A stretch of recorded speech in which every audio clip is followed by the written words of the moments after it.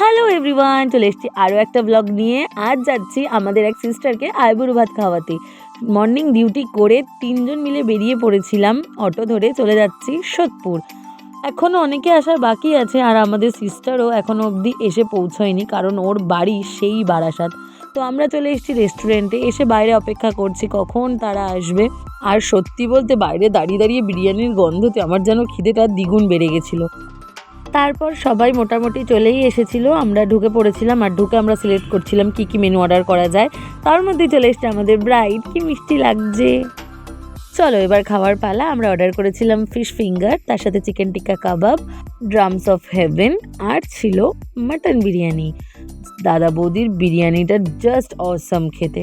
আর দেখো এই পুচকুটার সাথে আমাদের আলাপ হয়েছিল, খুব খেলছিল আমাদের সাথে। তারপর সন্ধে হয়ে যাচ্ছিলো, প্রিয়াঙ্কা দিকে ছেড়েও দিতে হবে, কারণ অনেকটা দূর, আবার বাড়িও যাবে। তো চলো সবাইকে টাটা। আজকের ভিডিওটা এখানেই শেষ করছি, দেখা হচ্ছে নতুন কোনো ব্লগে। ভিডিওটা ভালো লেগে থাকলে লাইক কমেন্ট শেয়ার করো।